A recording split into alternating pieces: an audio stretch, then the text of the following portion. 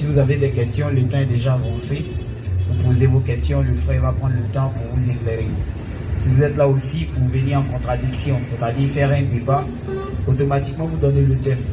Mais ici, nous travaillons sur la base de il est écrit, il est aussi écrit. Parce que étant arrêté, si vous tenez une affirmation, que vous n'avez pas de preuve écrite pour prouver cela, nous n'allons pas échanger longtemps avec vous. Ici, il est écrit, il est aussi écrit. Voilà. Donc, si vous êtes d'accord avec ces principes, je vous donne le micro. Bonsoir à tous. Bon, excusez-moi, je viens d'arriver. Bon. Hier, j'ai vu une de vos vidéos sur Facebook. Ma première question est, lorsque vous regardez la vidéo, j'ai vu que vous insultez beaucoup les autres personnes de notre communauté. Ma première question, j'aimerais savoir c'est quoi votre message en fait. Est-ce que c'est un message de haine ou bien c'est quoi votre message en fait? Première question. Merci. Très bien. Une bonne question. Comme c'est la première question, on va donner la première réponse. Alors, frère, je ne demande pas au frère quel niveau d'études il a, mais je pense que le frère fait beaucoup d'amalgame et de confusion dans ce dit. Juste l'a parlé un peu, mais il a fait beaucoup d'amalgame. Il dit, nous on insulte beaucoup les gens ici. Alors quel est notre message, quelle est notre mission? Non. Le monsieur, je me demande s'il connaît la différence entre une insulte, une injure et un qualificatif. Je me demande, hein. Ça c'est ma question. S'il dit oui, on lui donne le micro pour qu'il me donne la différence. Pour qu'il y aura maintenant dans la Bible. Monsieur, qu'est-ce que vous appelez injure? Quand vous dites que nous on insulte les gens, est-ce que vous pouvez nous dire une injure ça veut dire quoi? Et une insulte veut dire quoi? Et quelle est la différence entre une insulte, une injure et un qualificatif? Je souhaiterais que vous vous prononciez juste ça pour voir un peu. Voilà, pour que je puisse quand même être à l'aise de vous répondre. Bien. Une injure est un mot qui est prononcé par une personne qui fait du mal à cette personne. Fait du mal, non? Du moment que le mot est prononcé et que la personne ressent de la merde ou soit du mal, ça devient une injure. Donc le même mot peut avoir deux sens. La manière dont il est prononcé. Donc il peut en même temps, donc un qualificatif, un mot qui est mis étant un qualificatif peut être reçu par la personne comme étant une injure. Qualificatif, ça veut dire quoi? Quand tu dis ça peut être. Tu es grand. Tu es grand, c'est un qualificatif. Mais si je dis tu es grand, à un an, il va le prendre mal. Pour lui, ça devient une injure. Si je dis tu es beau à quelqu'un qui est laid, il sera fâché. C'est une injure. Donc, de lui dire. De la même manière, si je dis à quelqu'un tu es. Non, doucement, on va aller doucement. Ok. Donc, s'il est laid, on doit dire que tu es laid. Mais oui, c'est la vérité. C'est ça, non? Oui. Donc, c'est pas injure, là. Donc, on l'a fait quoi? On l'a qualifié. C'est ça? Ou bien c'est un qualificatif. Mais c'est ce que je suis en train de dire. Donc, quelqu'un est laid, quand tu dis tu es laid, c'est correct. Maintenant, si la personne reçoit ça comme une injure, c'est une injure. Non, c'est pas que la personne reçoit ou pas. C'est pas d'accord, on n'a pas arrivé là. On va, monsieur, s'il vous plaît, nous partons pas à pas. Parce que nous enseignons le peuple et le monde entier. Donc, on ne veut pas de amalgame dans notre forum. Je vais doucement avec vous. Vous êtes mon frère, donc je suis en train de parler doucement. Pour que les gens comprennent. Je vais rentrer même dans les Écritures. Hein. Ça veut dire d'abord, je veux d'abord que la base soit posée avant de rentrer maintenant dans les Écritures. Voilà qu'on va doucement. Tu as dit, quand quelqu'un qui est laid, quand on lui dit tu es beau, c'est une injure. Voilà ce que tu as dit. Or, tout à l'heure, tu as demandé l'injure, sa définition étymologique, tu as dit c'est un mot qui est prononcé pour faire du mal à quelqu'un, pour blesser quelqu'un. Alors, quand quelqu'un, tu dis il est laid ou bien il est vilain, et tu lui dis tu es beau, tu lui dis c'est une injure. Est-ce que tu as prononcé ce mot-là pour le blesser? Est-ce qu'il est blessé? Ça, c'est un. De deux, quand quelqu'un est laid, et que tu dis il est laid, tu as dit que c'est correct. Il n'y a pas de souci, il n'y a pas de. Tu as qualifié, il n'y a pas de. C'est pas méchant. C'est pas mauvais aussi. Très bien. Donc, ce que nous faisons ici, c'est ce que nous faisons. Nous qualifions des gens. Et nous ne les qualifions pas parce qu'on a envie de le faire, mais parce que la Bible nous donne un droit divin de le faire. Et cela a été fait même à plusieurs reprises avant nous. Tu vois. Donc, maintenant j'arrive dans l'exemple que je donne toujours à tout le monde ici, pour mieux te faire comprendre ce que je vais dire et rentrer dans la Bible. Ça veut dire que pendant que toi tu es avec moi en train de parler, tu es concentré, tu es en train de parler. Et que quelqu'un vient prendre, peut-être ton portefeuille qui est derrière, que tu as mis derrière, il vient prendre ça sans ton consentement. Pendant que tu es concentré avec moi, il prend, il se met à fuir. Humainement et de façon honnête. Tu vas l'appeler comment? C'est un voleur. Tu vas dire voleur. Alors, quand tu dis voleur, est-ce que tu es en train de l'insulter? Non, je ne suis pas en train de l'insulter. Tu es en train de faire quoi? C'est un voleur. Tu es en train de le qualifier, tu n'es pas en train de l'insulter non plus. Mais tu es en train de qualifier l'acte qu'il vient de poser. Un homme qui prend quelque chose qui ne lui appartient pas sans le consentement préalable du propriétaire ou même du détenteur, c'est un vol. L'acte est qualifié de vol. Et celui qui a posé l'acte est appelé voleur. Mais ce n'est pas injure. Très bien.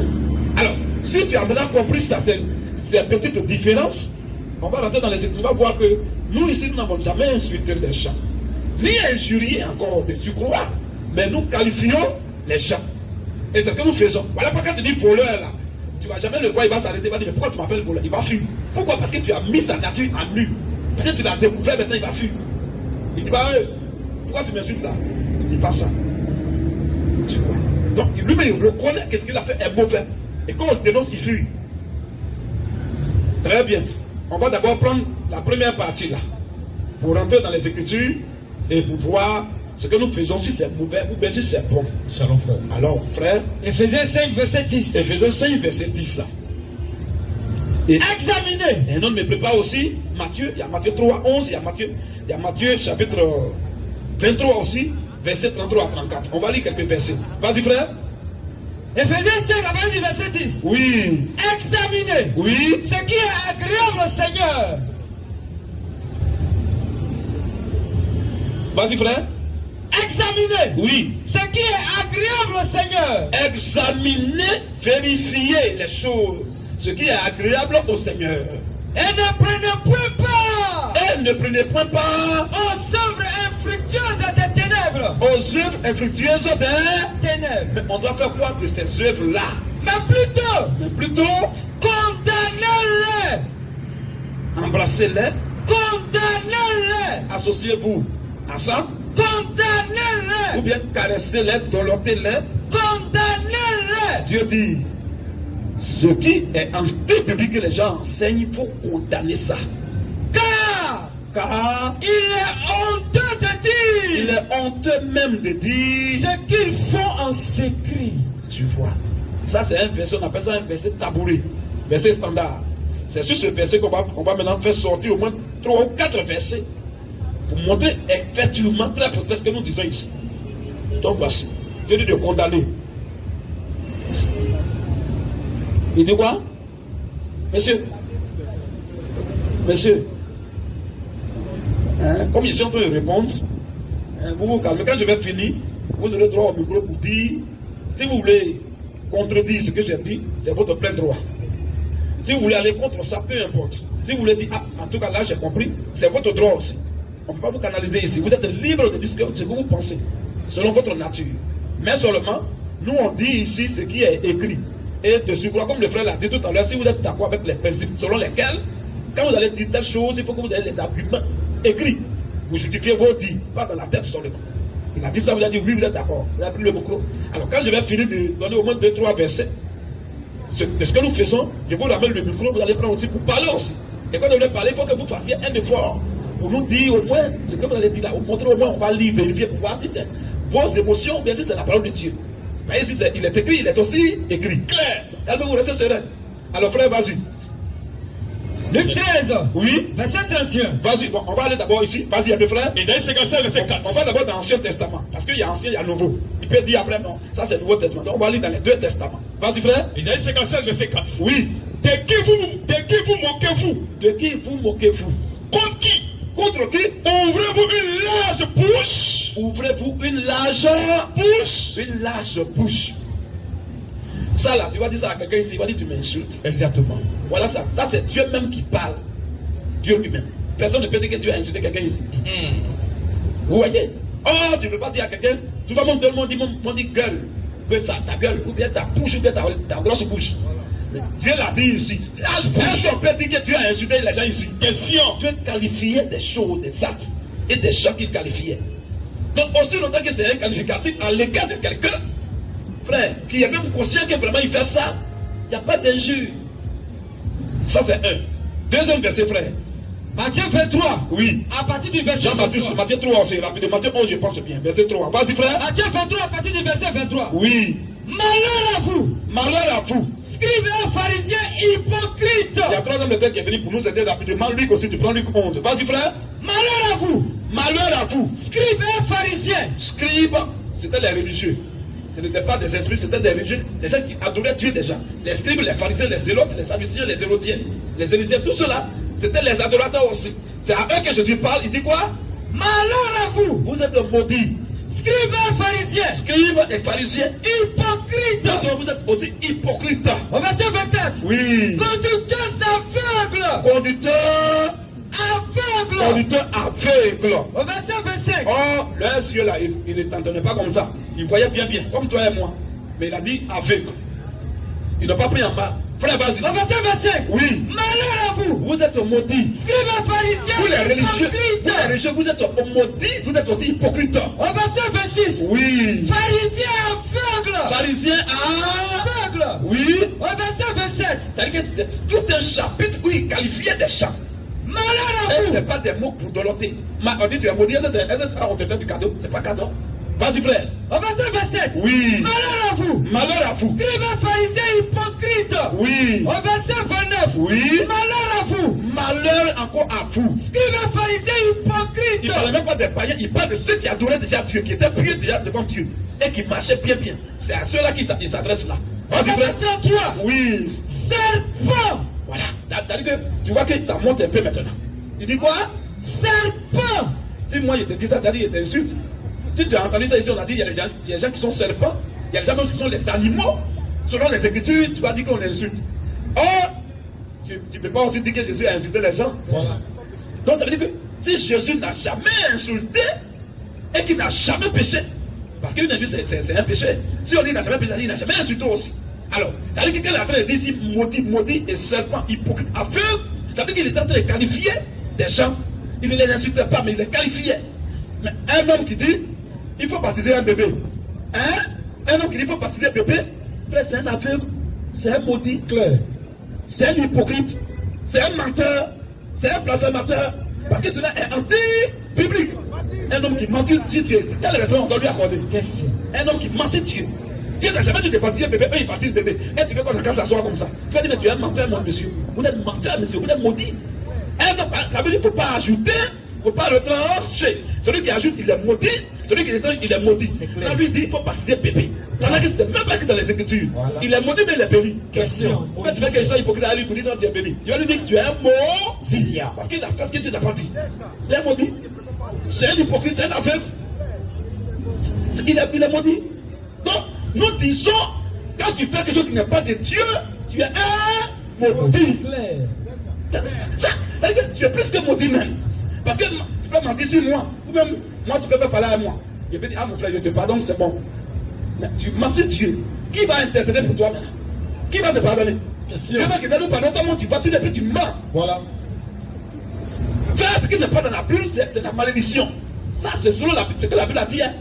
La Bible a dit dans Apocalypse, hein? Proverbe 3, verset 6. Dans Apocalypse 22, là-bas, verset 18 à 19, la Bible dit celui qui ajoute un iota sur la parole de Dieu, il est maudit. Claire. Celui qui enlève aussi dessus. C'est-à-dire que iota là, c'est quoi? C'est le point qu'on met sur le i. Quand tu mets i comme ça, tu mets là. On dit si tu enlèves le point là sur le i, tu es un maudit. Claire. Maintenant, si le point est là aussi, quand tu viens enlever, tu es maudit. Si tu viens ajouter un autre point, tu es un maudit. On dit iota, c'est-à-dire la plus petite lettre de tous les temps. Donc, Dieu ne veut même pas qu'on ajoute sur ta parole. Jamais. Toi, tu ajoutes. Et tu dis non, on n'a qu'à te regarder comme ça. À part. Ou bien tu retranches, tu n'en as qu'à te regarder comme ça. À part. Or, nous sommes les prédicateurs de l'évangile. On doit censurer ce que Dieu doit censurer. Ce que Dieu doit condamner ça. Ce que Dieu accepte, approuve, on doit approuver ça. Shalom, frère. C'est ça notre mission sur la terre. C'est ça. Dis que tu viens mettre ta nature en exergue aux yeux de tout le monde. Pour que les gens te fuient. Que tu es un brigand spirituel. C'est ça. Un voleur. C'est ça. Un menteur. Un accapareur. C'est ça. Un hypocrite. C'est ça. Et de surcroît un maudit. Il faut dire les choses. Appelle les choses par leur nom. C'est tout. C'est ça aussi on appelle un homme de Dieu. Shalom. On n'est pas là pour plaire aux gens. On n'est même pas venu pour que les gens nous suivent. On est venu pour que les enfants de Dieu reviennent à Dieu. Amen. On n'est pas venu de penser crabe et puis caca. Non. Alléluia. Amen. Vas-y un peu. 2 Timothée 4, verset 2. Vas-y un peu. Prêche la parole. Prêche la parole. Insiste en toute occasion. Il faut insister en toute occasion. Favorable. Favorable ou non. Même si c'est pas favorable aussi. Reprends. Même si les gens sont fâchés. Même si les gens sont contre toi, il faut leur dire la vérité. Parce qu'aucun humain ne peut mettre la main toi si Dieu n'a pas donné d'ordre. Amen. Il n'y en a pas. Dans les cieux sur la terre. Dis-le leur. Si on voulait caresser l'esprit des gens, On ne serait pas allé au Cameroun, il y a les quoi là. Aïkaïda pour aller au coin. À la télévision, pourquoi on pub? Lui a dit la vérité là-bas. C'est ça. Ce qu'on a dit, ce n'est rien. C'est ce qu'on a dit à la télé là-bas.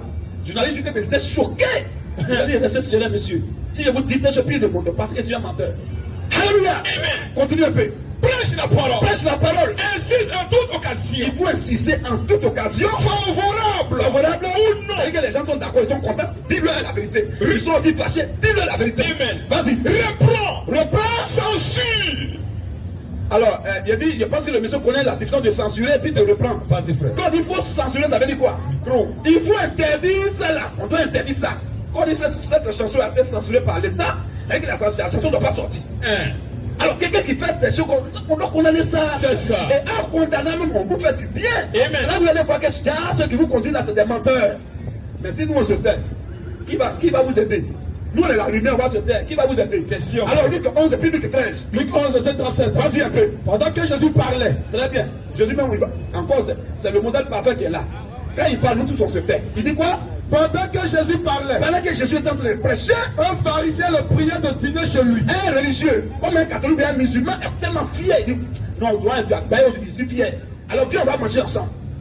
Il entra. Jésus est entré chez lui. Un s'est mis à table. Un s'est mis à table. Le pharisien vit avec étonnement. Le pharisien a vu, le religieux, là, il a vu avec étonnement Qu'il ne s'était pas lavé avant le repas. que Jésus n'a même pas lavé. Oh, il vient d'imposer les mains aux lépreux, aux paralytiques.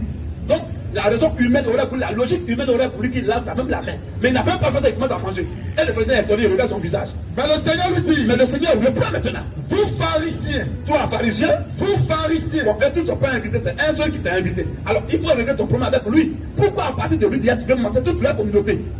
Pourquoi à partir d'un seul qui t'a invité, tu veux maintenant t'adresser à toute leur congrégation? Pourquoi? Et ils ont quoi à voir dedans?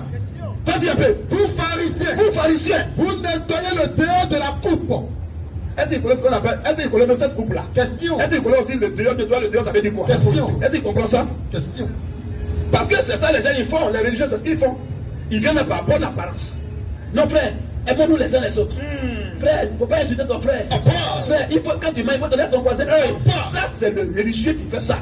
Pour lui, en invitant Jésus à manger, il allait aller au ciel. Pour lui, c'est comme ça ils sont. Voilà. Alléluia. Quand il veut faire de bonnes œuvres pour aller au ciel. Attention. Oh, ce qu'ils appellent même bonnes œuvres, c'est caca devant Dieu. Ouais. Alléluia. Et Jésus, comme il est Jésus, malgré que tu l'as invité à manger là, il mange, mais il va te dire la vérité. Alléluia.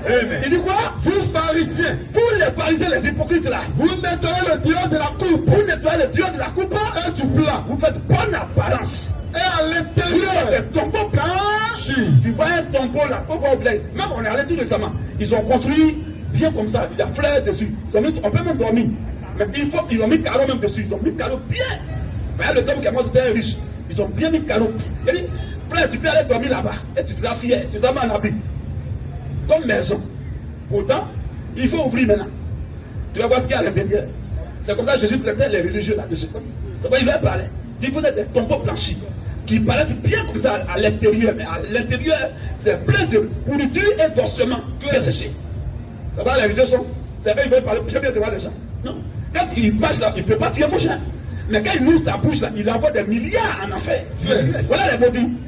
Frère, vas-y un peu. vous pharisiens, Vous, pharisiens, vous nettoyez le dehors de la coupe et du plat. vous nettoyez le dehors de la coupe et du plat. Et à l'intérieur de vous, Et votre enseignement là, votre doctrine là, vous êtes plein de rapines et de méchanceté. vous êtes plein de rapines. Et de méchanceté. Vous êtes plein de rapines. Et de méchanceté. La question qu'on se pose, l'homme qui t'a invité à manger, en quoi qu'il est méchant? Question. Eux, ils t'ont pas invité, ils sont fâchés. Et on dit non, tu as dit la vérité. Lui au moins il dit, ah, viens, on va manger chez moi. Dîner, c'est le repas du soir. Super, c'est le repas du soir. Parce que dîner, viens, on va manger entre nous. Il rentre maintenant pour manger. Et il commence à dire que vous les frères, à partir de lui déjà, il est en train de s'adresser comme ça à toute sa communauté. Tous.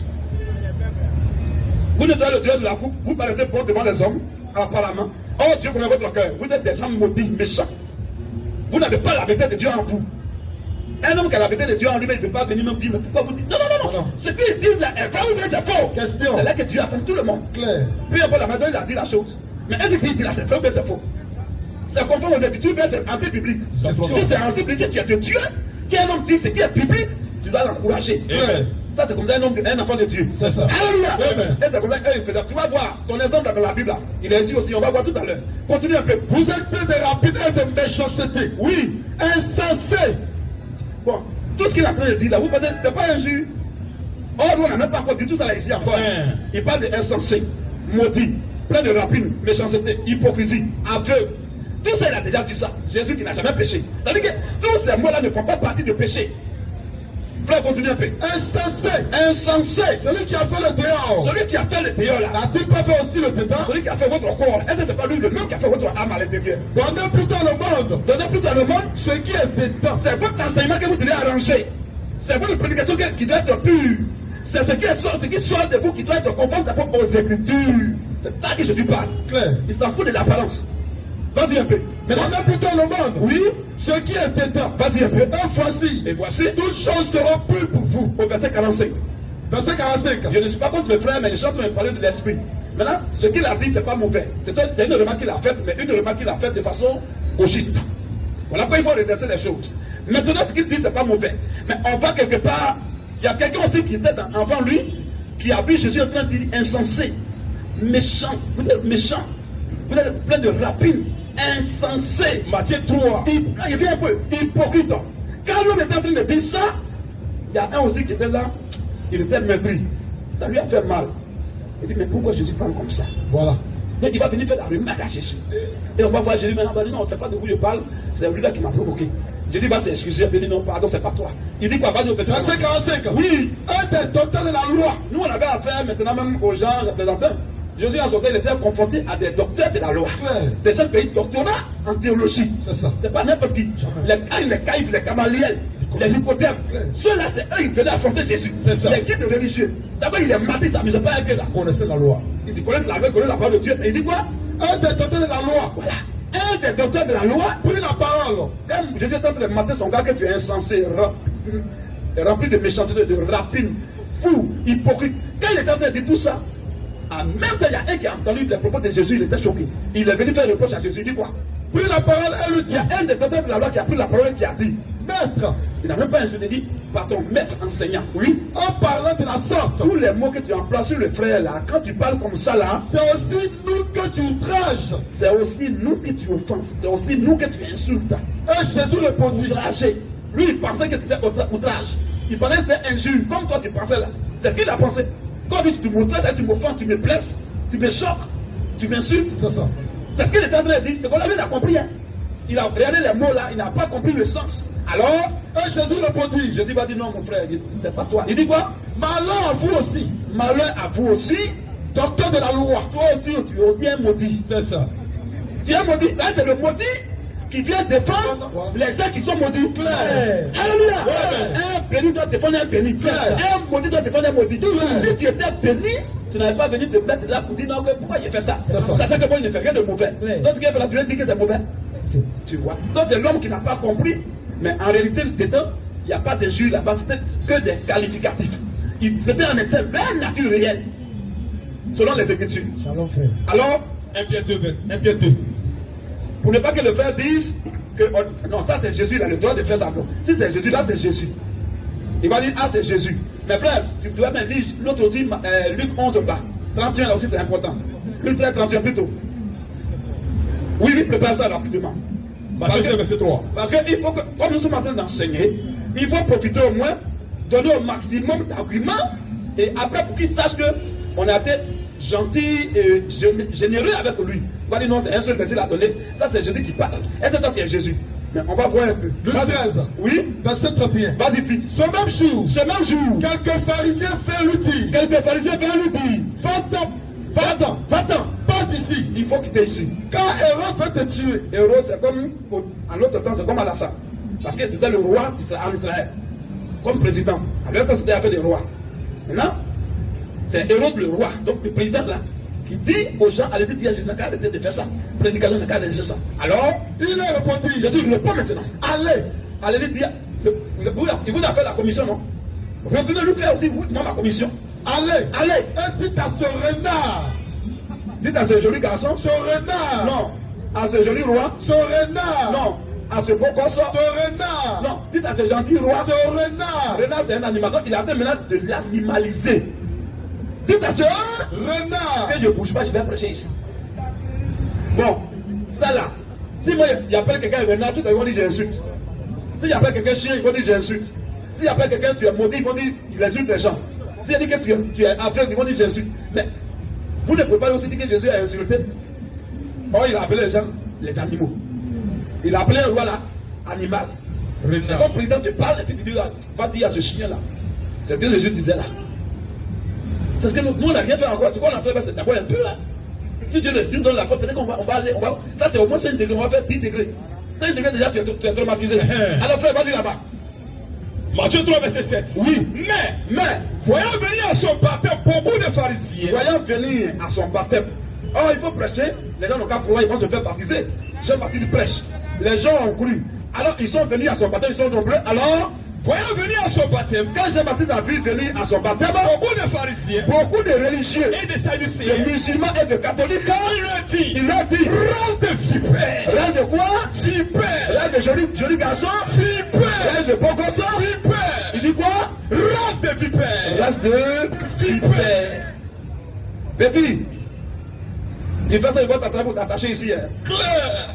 Tu as commencé encore tout à l'heure, ils vont t'attraper pour t'attacher ici. Serpentin. Tu as compris?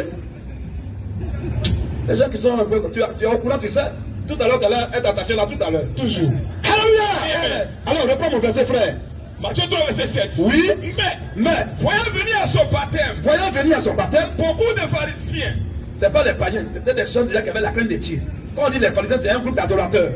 Alors, quand ils sont nombreux, ils sont venus maintenant pour se faire baptiser. Et des sadducéens. Et même des sadducéens aussi. Il lui a dit, Jean-Baptiste, c'est pas Jésus maintenant. Pour ne pas on dit non, ça c'est Jésus. Cette fois-ci, c'est maintenant un homme aussi. Comme moi, il dit quoi? Il lui a dit. Il lui a dit. 2 points. Oui. Race de vipères. Race de quoi? Vipères. C'est serpent. La Bible lui a dit son serpent. Leur race là, leur semence c'est serpent. Oh, donc il est en train de ramener depuis le jardin d'Éden. Que leur papa là c'était le serpent ancien. C'est qu'il lui est en train de dire. Il a approché quelqu'un d'autre, prend son bâton encore, tu dis des races de vipères. Bon, tu veux quoi alors? Voilà. Race de vipères. Race de vipères. Continue un peu. Race de vipères. Oui. Qui vous a appris à fuir? 1 Corinthiens 2. Honte. Qui vous a appris à fuir? À fuir la colère à venir. La colère à venir. Bon, je vais m'arrêter là. Je vais lire un dernier verset. Je vais m'arrêter là. Pour qu'il lui ramène le micro. Parce que quelqu'un peut-être qui ne sait pas s'il n'aime pas la Bible. Quand on prend un verset, au lieu de se réjouir, prendre note. C'est-à-dire que quand quelqu'un vient d'un mauvais esprit, ça se voit à l'œil nu. Pendant qu'on veut lire un verset, nous, on était ici depuis 15 heures sous le soleil. Toi, tu viens à peine d'arriver. Nous, on était là depuis 15 heures. Moi, je me dis, non, je suis fatigué, vraiment, laisse frère prochainement. Et puis, il peut partir. Depuis 15 ans, on a arrêté là. On a arrêté de crier. Depuis quand il y avait le soleil. Toi, tu dis que tu viens d'arriver. On veut lire un verset. Comme s'il est fâché de ne pas la Bible. Tu devais prendre une note pour aller vérifier à la maison. Lis mon dernier verset, 1 Corinthiens 2. 1 Corinthiens 2 à partir du verset 11. Vas-y. Lequel des hommes en effet connaît les choses de l'homme. Maintenant, ça, ce n'est plus Jésus, ce n'est plus Jean-Baptiste, c'est maintenant Paul. Un homme comme moi qui parle, il dit quoi? Lequel des hommes en effet connaît les choses de l'homme. Connaît les choses de l'homme. Si ce n'est l'esprit de l'homme qui est en lui. Oui. De même, personne ne connaît les choses de Dieu. Personne ne connaît les choses de Dieu. Si ce n'est l'esprit de Dieu. Si ce n'est l'esprit de Dieu. Or nous les enfants de Dieu, les chrétiens, nous n'avons pas reçu l'esprit du monde. On n'a pas reçu l'esprit de l'école islamique, ou bien l'école coranique, ou bien l'école théologique. Mais l'esprit qui vient de Dieu. C'est le Saint-Esprit qui vient de Dieu. Afin que nous connaissions les choses que Dieu nous a données par sa grâce. Les choses que Dieu nous a données par la grâce. Et nous en parlons. Et maintenant nous en parlons. Non avec des discours qu'enseigne la sagesse humaine. Oui. Mais avec ceux qu'enseigne l'esprit. Ça c'est clair maintenant, non? On passe maintenant aux choses sérieuses. Vas-y. Employons un langage spirituel. Oui. Pour les choses spirituelles. C'est le langage spirituel que nous tenons qui choque d'autres personnes, qui les embrouille. C'est un langage spirituel. Et pourquoi ça les embrouille? La réponse est en bas. Oui. Verset 14. Oui. Mais. Très bien. Mais. L'homme animal. C'est-à-dire qu'il y a les gens sur la terre, c'est les animaux en réalité. Quand on va dire ça, on dit c'est injuste. La Bible a dit. On dit il y a l'homme spirituel et puis il y a l'homme animal. Il y a 2 catégories d'hommes sur la terre. Il y a les hommes qui sont les animaux. Puis il y a les hommes qui ont le Saint-Esprit, qui sont les hommes spirituels. Amen. Ça c'est la Bible qui le dit. Mais l'homme Mais Oui. l'homme animal. Ça, c'est le singulier. Maintenant, si on peut plus demander quoi? Les hommes animaux. Ça, c'est l'homme animal.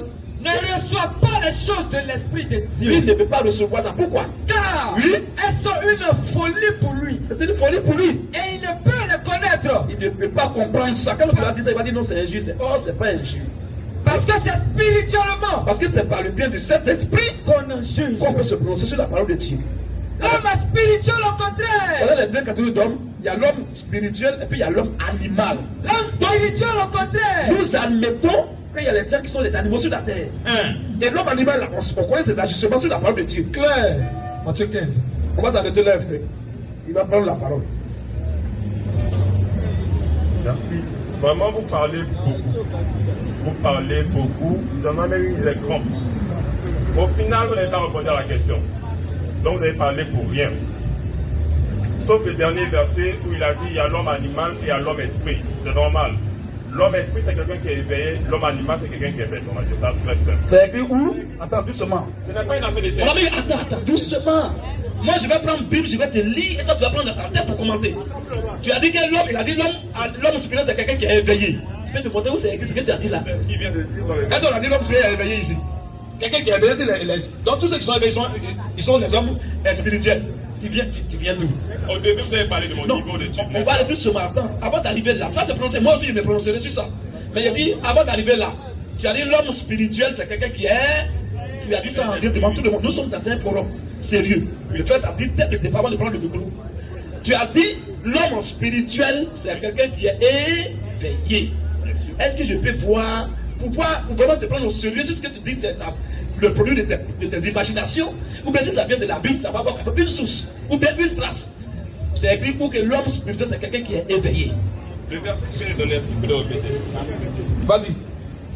Est-ce qu'il suit? Il ne connaît même pas le verset. Non, frère, comme nous on est là pour l'enseignement, Non, moi, mon travail, c'est pas de donner des versets. on va aller plus sur moi. Monsieur, il ne faut pas aggraver ta situation. Tu as dit le verset. Non, attends, on va lire le verset. Combien tu vas dans la rue, tu vas nous sommes les manipiers, combien tu vas nous sommes les plaisantins. Je dis, quand tu dis quelque chose, il faut être amené. Ça, on n'a pas besoin même de. C'est pas le côté intellectuel, ça, c'est le côté même humain et normal. Les gens ne vont pas parler dans un forum de donner les sources écrites. Et toi, tu vas prendre ta tête pour imaginer.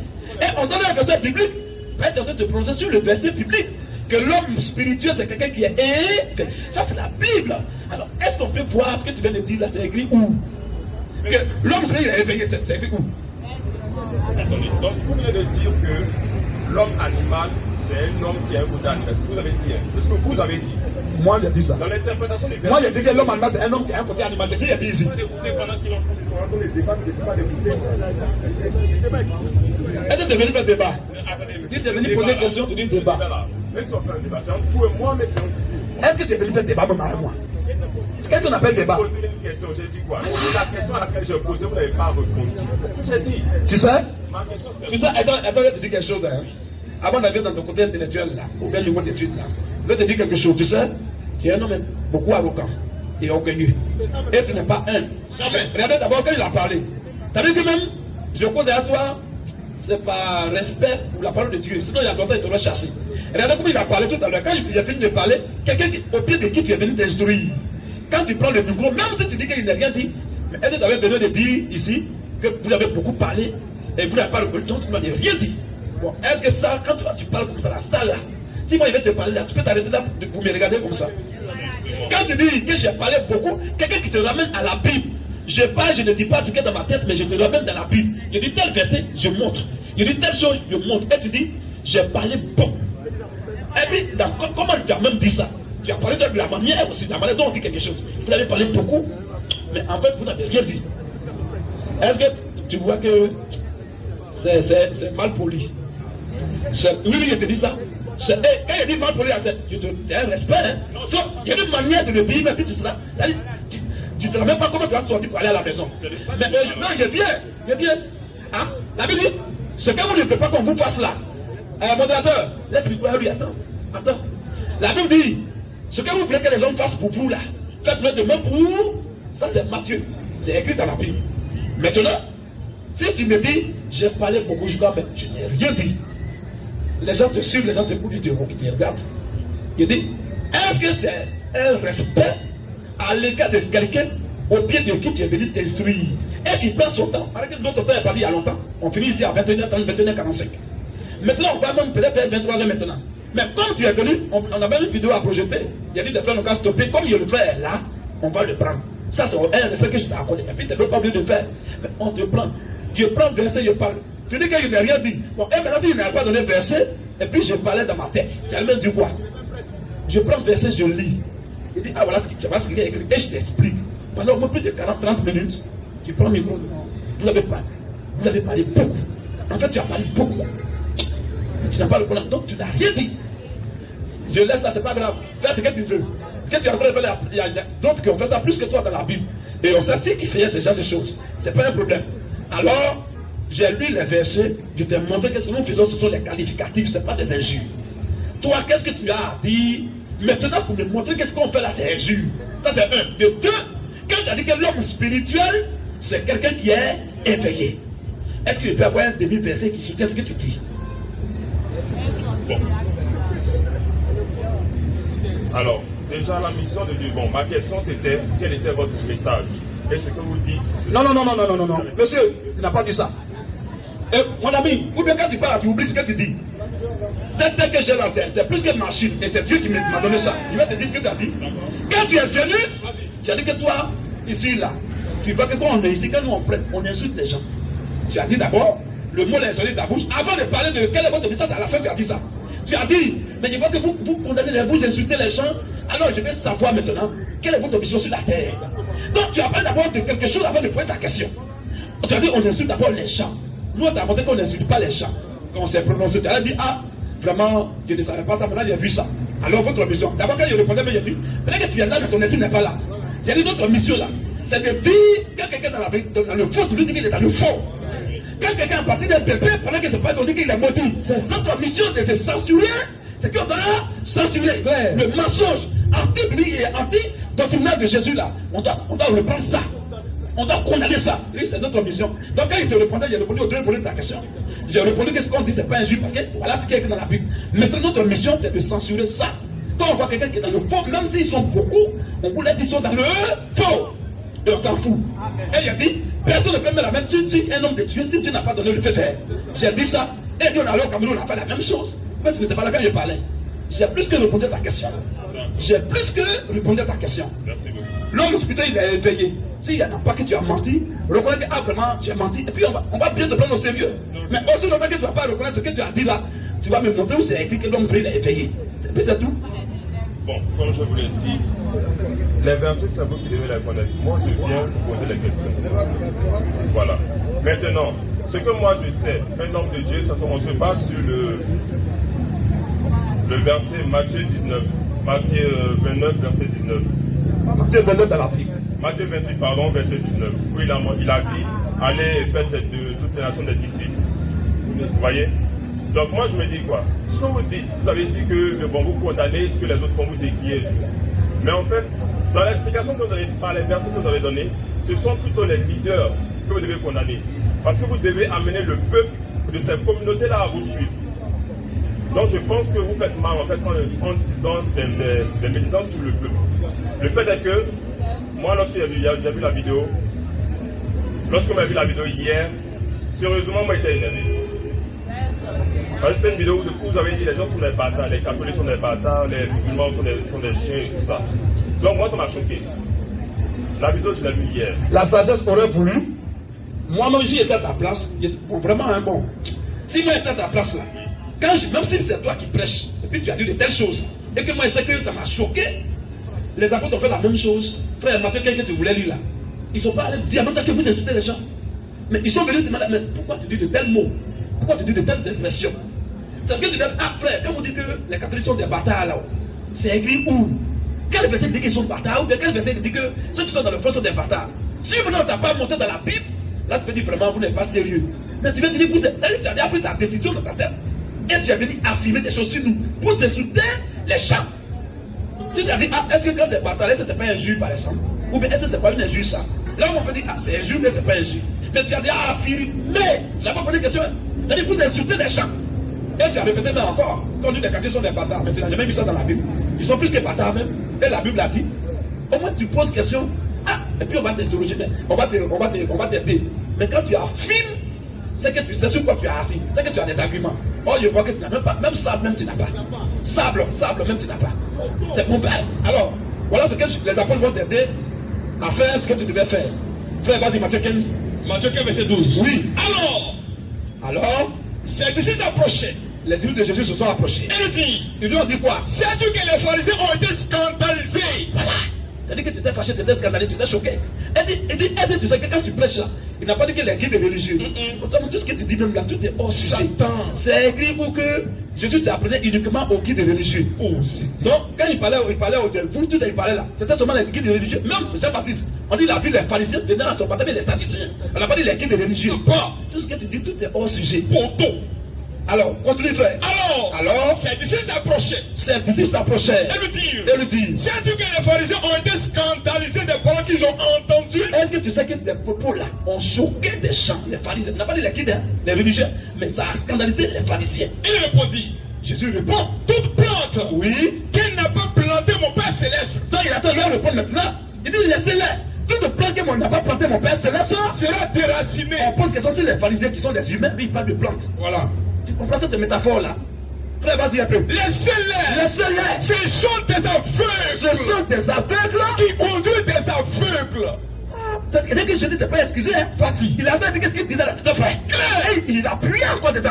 Laissez-les. Ce sont des aveugles qui conduisent des aveugles. Vas-y un peu. Si un aveugle Oui. conduit un aveugle, Oui. ils tomberont tous deux dans une fosse. C'est toi-même qui conduis et lui-même qui a conduit. On dit vous deux en enfer. Direct. Frère, voilà la bonne manière qu'ils ont. Ils n'ont pas dit à Jésus, mais pourquoi tu insultes les gens comme ça? Mais pourquoi tu fais ça? Ils n'ont pas dit ça. Ils disent, mais est-ce que tu sais que les pharisiens là, quand ils entendent tes propos là, vraiment ils sont scandalisés, ils sont choqués. Jésus a dit oui, la vérité doit toujours choquer.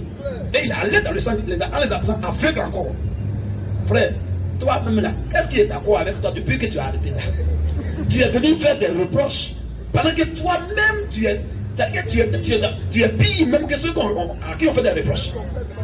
Tu vois un peu. Moi je souhaiterais qu'un homme normal, même si tu es un intellectuel, mais tu sais que l'intellectuel, il ne parle pas parce qu'il faut parler. Quand il parle, il a au moins des preuves. Même si ce n'est pas forcément biblique, mais il a au moins des preuves historiques. Quand il parle, donne-nous une source. Tu dis non que c'est à moi de lire les versets et il attend de poser des questions. Quand il va te demander c'est écrit où, tu vas dire encore que c'est compliqué. Jésus là, c'est lui qui répond aux questions. Mais il y a des moments où il posait aussi des questions. Et même il répondait souvent certaines questions par des questions. Donc il est un faux Jésus. C'est écrit où que moi je ne dois pas te poser des questions? C'est écrit où que moi je n'ai pas le temps de te poser des questions? Tu vois? C'est un peu. Même ton professeur à l'école, comme tu dois parler de ton niveau intellectuel, ton niveau d'études, ton professeur t'a jamais posé de questions. Ou bien depuis tu as fait cette période où la maître t'a jamais posé de questions. C'est toi ceux qui posent, lui ne pose pas de questions. Frère. Au contraire, c'est le maître même là-bas, il pose une question beaucoup même. Et puis vous répondez. Si tu n'as pas trouvé, tu as zéro. Il y a interrogation, puis il y a devoir, puis même il y a devoir de maison, où tu peux interroger, où tu peux demander à tes grands frères qui sont à l'école avant toi, tout ça là. Mais interrogation, c'est sur le champ. C'est de là à là. Souvent, on peut souvent interrogation orale. Il te pose question, on dit, si tu as trouvé, tu as 5, tu n'as pas 2, tu as moins 5. Ça là, tout ça là, si tu es allé à l'école, vraiment c'est fait. Tu vois. Tout ça a été fait plusieurs fois. Donc mon frère, voilà un peu. Si ce que tu as dit, c'est pas écrit, il faut être humble. Parce que l'orgueil, ça représente la chute. Parce que quand je vais voir que tu vas continuer dans ce même élan là, je serai obligé de faire sortir une autre facette de ma personne. Ça veut dire que là, je serai sans pitié maintenant. Mais depuis là, je t'interpelle, frère, si tu as menti sur la parole, reconnais d'abord que tu as menti. Comme ça, Dieu même va t'aider. Et on va t'aider aussi. Mais si tu viens forcément rester campé sur le mensonge que tu as fait de ta bouche, ça veut dire que si on veut avancer, il sera obligé de passer à 40 degrés. 40 degrés sexistes. Et là, ça va pas t'arranger. Proverbe 3, verset 6. Vas-y un peu. N'ajoute rien à ces paroles. N'ajoute rien aux paroles de Dieu. De peur. Oui. Qui ne te reprenne. Que Dieu ne te reprenne. Et que tu ne sois trouvé menteur. Voilà ce que la Bible a dit. Il ne faut pas ajouter sur la parole de Dieu. Si tu as dit l'homme spirituel, c'est quelqu'un qui est éveillé. Si le mot éveillé, ce n'est pas toi qui as ajouté, mais tu vas nous montrer où c'est écrit. Sinon, tu as bien ajouté ça Oh, tu dis, si tu ajoutes là, on va te reprendre. Quand tu dois te devenir menteur devant tout le monde. Est-ce que l'homme spirituel, c'est quelqu'un, ça veut dire que quelqu'un qui est éveillé? Oui. À aucun moment, je n'ai ajouté quoi que ce soit. C'était une interprétation, de la même manière que vous avez interprété. Non, hein? Moi, j'ai lu dans la Bible, ça a montré l'homme animal, d'une part, et d'autre part, l'homme spirituel. C'est pas moi qui ai écrit, hein? On dit l'homme spirituel ici. Et on dit l'homme animal, il ne comprend même pas les choses de Dieu. C'est ce qu'il a écrit, il a lu. Mais là, toi, tu veux dire que l'homme spirituel, c'est quelqu'un qui est éveillé. Je dis, mais c'est écrit où? Que l'homme spirituel, c'est quelqu'un qui est éveillé. C'est un verset que j'ai lu. Moi, je n'ai pas pris ma tête, hein? C'est 1 Corinthiens chapitre 2, verset 11 jusqu'au verset 14 qu'on a lu. On dit, mais l'homme animal ne reçoit pas les choses de l'Esprit de Dieu parce qu'elles sont une folie pour lui et il ne peut les connaître. Mais l'homme spirituel, au contraire, voilà ce qu'il y a écrit, juge de tout. Donc il y a l'homme spirituel, puis il y a l'homme animal. Est-ce que l'homme animal ou bien l'homme spirituel là, ça veut dire que quelqu'un qui est éveillé? Si moi je suis éveillé que je ne dors pas, toi tu es éveillé, ça veut dire que tu es l'homme spirituel. C'est ce qu'il veut comprendre. Aide-nous. Il y a les gens qui vont venir ici, ils sont les hommes spirituels.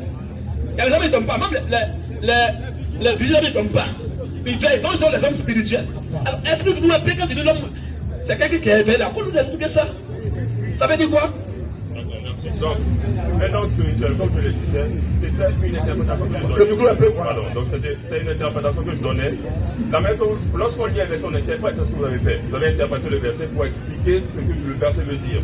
De la même manière qu'on dit un homme spirituel, un homme qui a reçu l'esprit de Dieu, pour soit un homme spirituel, c'est quelqu'un qui peut comprendre ce que Dieu dit. Et un homme animal, ou soit un homme sauvage, c'est quelqu'un qui ne peut pas comprendre ça parce que c'est une folie pour lui. Ça dépend du niveau de spiritualité.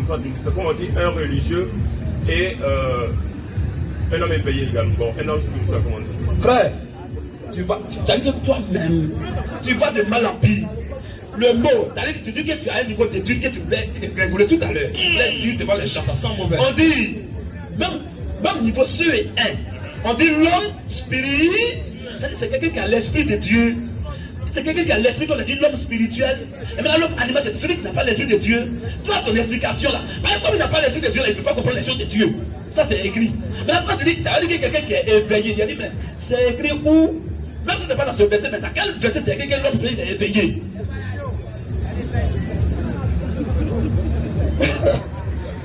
Si tu veux dire ton niveau d'étude, maintenant, comme tu voulais parler de ça, bon, comme tu as joué dans la Bible, maintenant on écoute ton niveau intellectuel là. Il faut nous dire. Man fresh. Dis ton niveau d'étude, comme tu voulais parler de ça, ça te tient à cœur, alors on t'écoute. À aucun moment je voulais parler de mon niveau d'étude. Ah, tu as dit que tout à l'heure, tu m'as demandé mon niveau d'étude, tu voulais parler, c'est bien dit, non, attends, puis on a lu un verset. Ou bien tu as honte de dire ça? Non, je n'ai pas honte de dire ça, je ne veux pas que des gens, ça ne sert à rien. C'est pas pour ça que je suis là. Je suis là parce que vous avez dit des choses. Je suis venu vous poser des questions. Non, ton côté intellectuel, ça peut nous aider un peu parce que par tes questions et par tes explications, ça dépend de ton niveau vraiment d'étude. Ça veut dire qu'il y a les choses, on n'a pas besoin d'avoir le Saint-Esprit pour comprendre. Mais il y a les choses, on a besoin forcément de l'Esprit de Dieu pour comprendre. C'est différent. Madame Joël là-bas, est-ce que tu as besoin de l'Esprit pour comprendre ça? Quand on prend l'analyse grammaticale d'une phrase, est-ce qu'il faut le Saint-Esprit pour comprendre ça? Tu as fait tout à l'heure, on a pris les qualificatifs. Tu ne sais pas forcément Saint-Esprit pour comprendre ça. Ça, c'est français. Voilà. Donc, ton niveau d'étude, c'est important. Donc, on t'écoute. Non, je suis ingénieur en informatique. Non, je n'ai pas dit tu es quoi, hein. Je dis, tu vois, quand tu as une question internet, tu rentres en bouche. Mon niveau d'études. Écoute-moi. Je suis ingénieur d'informatique. Ça, C'est pas une profession, je suis désolé. Mon ami. C'est qui ça? Ok, non, le diplôme que tu as eu, c'est quoi d'abord avant d'être là-bas? Hein? Mon ami, ça, prends le micro, c'est à moi tu parles. Ils m'ont dit c'est tout à l'heure, tu dis pourquoi ils vont parler dedans. Ah, d'accord. Tu vois? Et puis il rit. Non, vraiment. Donc, si on regarde. Alors, non, je vais te dire quelque chose. Moi, je connais des frères qui ont un diplôme d'ingénieur. Mais le diplôme là, je sais, quel niveau d'études je connais ça. D'accord. Ça a été demandé. D'accord. Quelqu'un peut avoir bac. Et puis, il y a un frère qui est ici là, Agnolo n'est pas là, on est allé chez lui le voir pour qu'il ne passe. Lui, il a fait des trucs de technique, c'est-à-dire à l'école BTS là. Les téléphones, il a fini, il n'y a pas secret pour lui. D'accord. Voilà. Lui, c'est pour lui. Il y a des gens qui sont ingénieurs peut-être en bâtiment. Il y a plein. Mais le diplôme, quand même, on peut le connaître quand même son nom. Tu peux avoir 2, il y a même bac plus 5. Et puis tu seras ingénieur. Il y a mon ami, il vient de mourir. On a fait la Russie ensemble. Il a eu bac plus 5. Puisque bac plus 6 même. Bon, on a bac plus 5, plus une année d'apprentissage de la langue russe, ça fait bac plus 6. Quand il a fini, il est venu ici, il est ingénieur en pétrole, de géologie du pétrole et du gaz. D'accord. Donc, il a demandé. D'accord. Sinon, le diplôme de l'ingénieur, c'est bac plus 5. Bac plus 1. Bac plus 5, oui. Bac plus 5. Donc, tu as fait bac plus 5 et puis tu as le diplôme. Oui. C'est ça? Oui. C'est que je suis toujours ton maître encore parce que tu es encore derrière moi. Voilà. Et ton maître même 2 fois même. Enseigne partout, partout. Mais moi, je n'aime pas dedans. Voilà, tu vois ce côté-là, comme ça te tenait à cœur, moi, tu dois encore ajouter 2 dessus pour atteindre mon niveau. Ça, c'est un seul côté. Maintenant, quand on vient dans l'autre côté, il y a ces choses-là. 2 fois. 2 diplômes internationaux. Je ne vais pas rentrer dans les détails, c'est pas grave. Tu vois un peu, non, voilà. Mais le plus important, c'est pour ça que je t'ai demandé ton niveau d'études. Parce que quand vous nous voyez ici, souvent, il y a plein d'autres à prendre les trompes. Qui disent, oh, ils les ont échoués. Ils ont échoué dans la vie. Donc ils sont là pour. Comme ils ont échoué, maintenant ils sont fâchés et puis ils insultent des gens. Il y a un qui a fait ça au palais, il y a un même qui a fait ça ici. Et puis on ne peut pas y la fuir. Il dit, monsieur, quand tu nous entends parler là, on ressemble à des gens qui ne sont pas à l'école. Quand on parle là, il faut avoir quand même un peu de discernement, même si on n'a pas de discernement, il faut avoir quand même des prérequis de discernement ou bien de sagesse pour à ceux qui parlent, ils ne sont pas vraiment des abrutis. Ils ne sont pas des abrutis. Hein? Tu comprends un peu? Lui-même, lui qui est modérateur qui te parle, tu sais quel niveau d'études là? Spécialiste français. Donc là, il y a même lui qui est arrêté là. 15 ans, il est arrêté au soleil. Ah, parce qu'il n'a rien à faire. C'est un ingénieur qui est là. Ingénierie. Tu viens construire une maison à bien, il faut le venir le voir. Spécialiste. C'est pas un plaisantin. Mais tu vois qu'il a arrêté comme ça là. C'est à cause de Dieu. Donc nous, on peut faire pour Dieu là, le reste, lui il va nous aider. Donc, nous ne sommes pas n'importe qui. Et je comprends pourquoi Dieu a permis que nous fassions de hautes études pour ne pas que les gens se rendent dans ce domaine-là pour nous ridiculiser. Si on n'avait pas fait d'aller nous ridiculiser, mais comme Dieu savait ça, il a permis qu'on aille non seulement encore beaucoup de pays et qu'on ait des diplômes internationaux de renommée. Vas-y, frère. De grande valeur. Et on est ici. Donc quand on parle d'abord, depuis les gens ils sont matés là. Quand ils voient qu'ils n'ont pas d'argument là-bas, ils glissent et viennent aller sur le côté intellectuel. Tu rentres là-bas encore, c'est pas bon. Donc ton niveau d'études c'est un peu petit que pour moi. Voilà pourquoi depuis là il te corrige un peu. Et lui qui est là, tu ne sais pas aussi quel diplôme il a. Et puis il est assis là-bas. Lui là tu ne le connais pas. Frère, Dieu nous a donné des choses et des gens pour ne pas que les gens nous bafouent. Ben, la mission qu'on est venu accomplir, on va aller loin à ça. Donc quand on est dans le domaine de Dieu, parlons de Dieu uniquement. Il ne faut pas glisser pour rentrer de l'autre côté. Ben, tu rentres là-bas, je vais t'enseigner jusqu'à matin. Encore matin ton bac plus 5 là. Donc il y a les choses, il ne faut pas rentrer dedans. C'est ça, frère. Donc c'est là qu'il va m'arrêter. Je veux continuer. Si tu as donné. Non, première question, moi si ça va. Oui, ça va. Tu vois maintenant qu'on n'insulte pas les gens ici. Qu'on fait des qualificatifs. Donc là, tu dois nous demander pardon parce que tu vas faire face accusation. Et si je vais rentrer dans la parole avec toi, ça ne va pas t'arranger. Parce que le verset, je vais lui dire que le faux témoin ne restera jamais impuni. C'est lourd. Si tu as menti sur quelqu'un, Dieu ne va pas te laisser comme ça. Donc, c'est de reconnaître d'abord que tu as menti. En ce moment, il dit, bon, je peux avoir le droit de causer à toi. C'est une deuxième question. Mais si tu n'as pas reconnu, si c'est la même chose que tu vas faire là-bas. C'est ça. De peur que je parle encore pour ne rien dire, je souhaiterais quand même que tu reconnaisses d'abord que tu as menti sur nous et que nous demandons pardon. Parce que tu as fait un faux témoignage sur nous. En disant qu'on insulte les gens. Maintenant, tu as vu qu'on n'insulte pas. Donc, tu dis quoi par rapport à ça? Non, je n'ai pas menti. Donc, on insulte les gens. Bon, d'après l'explication que vous avez donnée, ce ne sont pas des injures que vous lui donnez. Donc, on va dire qu'il y a eu une compréhension. De la part de qui? J'ai toutefois été choqué. Mais c'est normal que tu sois choqué. La parole de Dieu, tu dis que la parole de Dieu caresse les gens. Parce que moi, je me dis que lorsque l'homme de Dieu prêche, c'est pour envoyer des gens. C'est ce que tu te disais.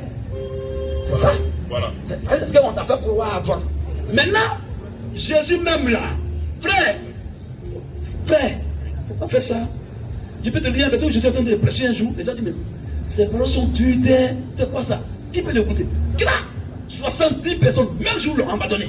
Il avait dit, ils sont partis, et puis ils ne sont plus, chacun y avait encore avec lui. Ils sont en fait, c'est bon. Comment les paroles dures, comment un homme de Dieu qui parle dur comme ça? Ces propos sont choquants comme ça, c'est quoi ça? Genèse 59. Écoute, on va lire pour ne pas que tu dises, mais c'est écrit où? Vas-y, frère. Genèse, ça va lire verset 59. Vas-y, rapidement. Jésus dit ces choses dans la synagogue. Jésus dit ces choses dans la synagogue. Enseignant à Capernaum. Plusieurs de ses disciples. Pas un peu. Plusieurs. Quand on dit disciple, c'est celui qui croit déjà en lui.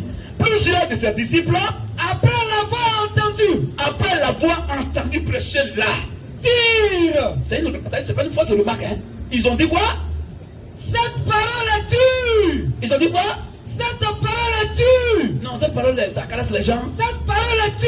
Elle est embellie des choses entraillantes. Cette parole tue. Quand on dit parole, bon, je te disais quoi? Puis on dit que ce qu'il dit là, c'est dur. Voilà un homme de Dieu. Un homme de Dieu, il doit dire ce que tu as dit. Ce que tu as dit, ça a toujours choqué l'homme. Tu n'as jamais parlé, puis tu vas acclamer. Il faut d'abord que tu sois choqué, après ça va te faire du bien. Toi, si tu vas à l'hôpital, tu veux qu'on a caresser ta plaie. C'est qu'on t'aime pas, c'est que ça va pourrir ton pied. On va mettre alcool, tu vas dire, après on se chiffre avec ça encore. Après, tu vas rire après. C'est comme ça. Frère, vas-y un peu. Cette parole est dure. Cette parole est dure. Qui peut l'écouter? Mais nous, on ne peut pas écouter ça là. Ça, c'est quoi ça? C'est quel homme de Dieu ça? Il choque les gens. Ça, c'est. Vas-y un peu. Jésus. Jésus, sachez en lui-même. Comme il sait, il est Dieu, il sait en lui-même que ses disciples vont murmurer à ce sujet. D'abord, ils n'ont pas dit ça, hein, mais ils ont pensé d'abord à parler de ça dans leur cœur. Comme il a vu leur pensée, il dit quoi? Il lui a dit. Cela vous scandalise-t-il? Scandaliser, c'est un verbe. Son synonyme, c'est choquer. Comme tu dis, tu as été choqué. C'est pas nouveau. Il y a des gens qui t'ont choqué plus que toi-même. Alors, tes grands-pères, tes ancêtres ont été choqués. Mais tu vois ici, ils ont été choqués.